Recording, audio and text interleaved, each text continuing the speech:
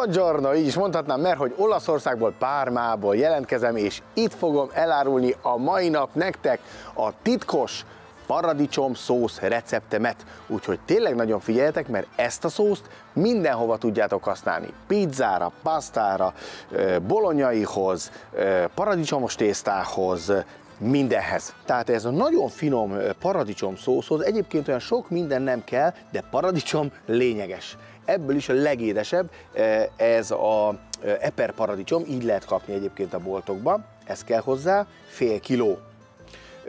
Nagyon fontos, hogy készítsünk oda szezámolajat, egy evőkanalat, vagy egy evőkanálnyi mennyiséget ide a paradicsomhoz, illetve a paradicsomról még annyit mondanék el, hogy félbe kell vágni, ki kell venni a közepét, mert ez igen vastag húsú paradicsom, és ezzel fogunk majd dolgozni. Kell továbbá 3 leforrázott hagyma, ami lehet vörös hagyma is, de inkább salottahagyma, vagy pedig egy ilyen édesebb típusú hagyma kell hozzá, egy ilyen kis maréknyi, nem kell hozzá kb. 10 deka. Az a lényeg, hogy lobogó forró vízben forrázzuk le körülbelül egy olyan 2 percig, majd vegyük ki és hagyjuk kihűlni.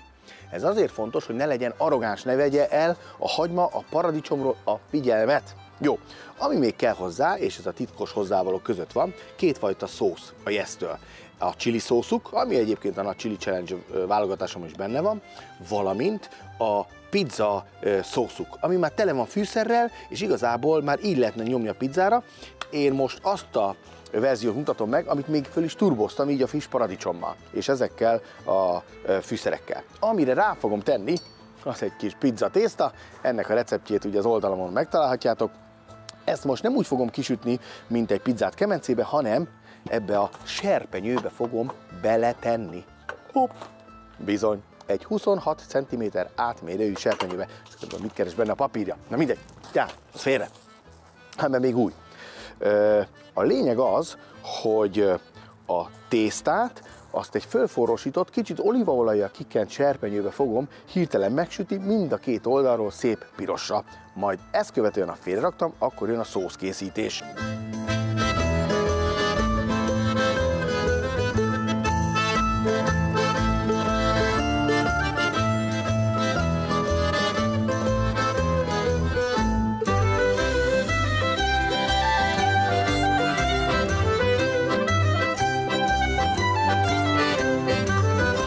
De gyönyörű!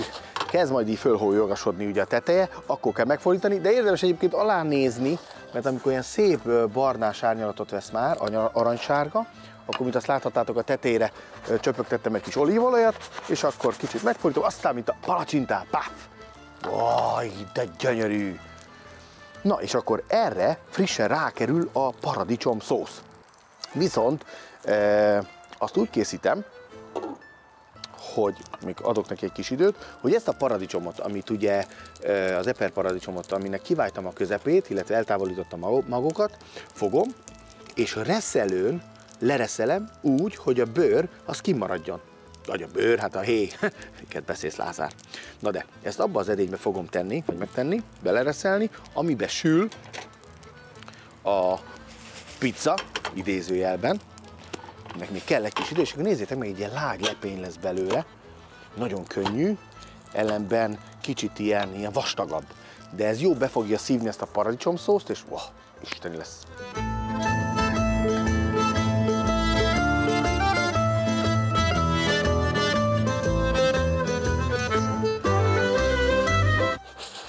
Na, kérem szépen, ezt nézzétek, remegős, meleg. Na, ez az első részlet. Receptet egyébként megtaláljátok a lazarchef.hu weboldalon. És akkor jön a paradicsom, ahogy azt mondtam, említettem, ugye kimagoztam és most belereszelem. Elég macerás, és jobb hozzá egy nagyobb lyukú reszelő is, mert hamarabb megvagytok. Viszont így kívül marad a héja, és belül fog maradni ez a kis paradicsom hús. Természetesen ugye ebből elkészíteni egy jó fél litert, az igen sok idő, de nem teljesen csak ebből a paradicsomból készül. Ugye a paradicsom, illetve a szószok együtt alkotják ezt a különleges paradicsomszószt, és ettől lesz olyan élmény majd fogyasztani, illetve dolgozni vele nektek is, ami egyedülállóvá teszi. Tehát ha az arányokat nézzük, akkor a szósz úgy áll össze, hogy egy rész paradicsomhús lereszelve, 2 rész yes pizza szósz, és 1 rész chili szósz. És ettől lesz ilyen pikánsan kicsi csípős, valamint a sótól, a belepárolt, finomra vágott hagymától, és ami még ugye kell bele, az az 1 evőkanál szezámolaj, valamint 1 evőkanál só.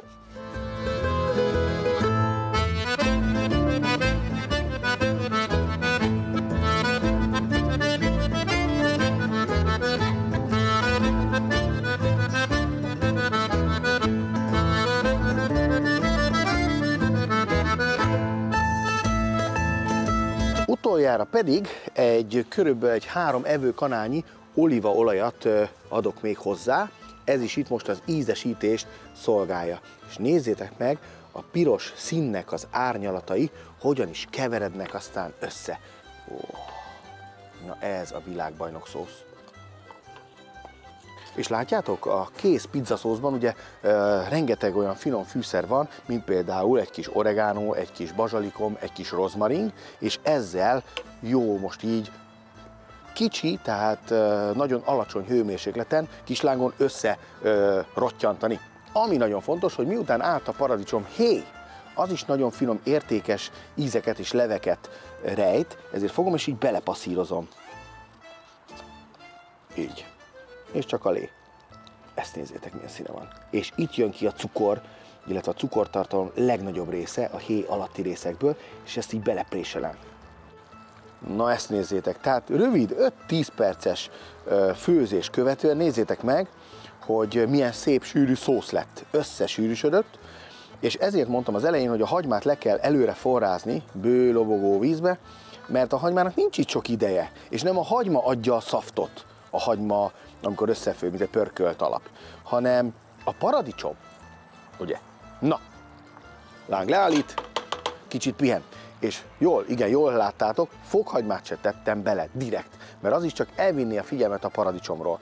Itt a paradicsom szószja főszerep. Most jön rá ez az ízes szósz. Elkezditek szépen rátenni. Tehát önmagában ezt a szószt tésztával is összekeverhetitek, kifőtt tésztával, bármilyen mondjuk pirítósra is rá tudjátok kenni, illetve a legjobb ugye pizzaszószként használni, mert ez így a best. A lényeg, hogy a hagyma itt ilyen darabos formában legyen. Na de ezzel még nincs készen ez a kis szendvics, ennek is hívhatnám, hanem most jönnek a sajtok.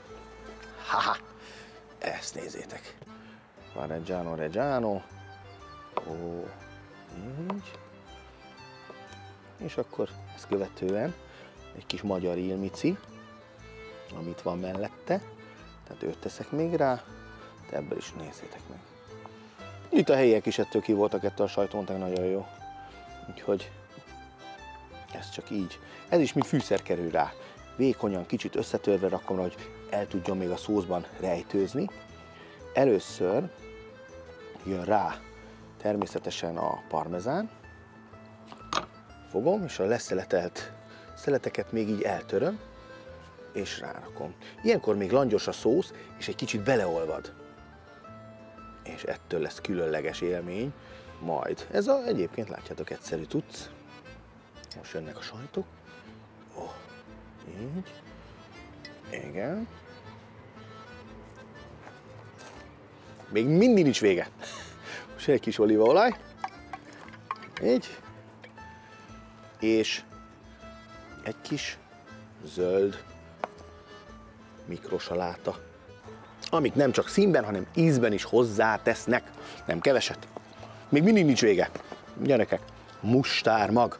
Ez ilyen házi cucc. Egy kis cukorral és ecettel felfőztem. Adtam hozzá fehérborsot, kis olívaolajat, és így kerül most rá, körülbelül 2 hónap után, mármint ennyit töltött ebbe a kis palackban, erre a pizzára, ami nem csak, hogy megroppan, amikor eszed, olyan, mint egy kis kaviárt ennél egyébként, de nem halizű, hanem ilyen savanykásan, édeskésen, extra jó. És ezzel el is készült ez a pizza, vagy pizzácska, vagy szendvics, úgyhogy most kiválasztok egy szép kis helyet, és ott fogom elfogyasztani. Azt hiszem a kertben.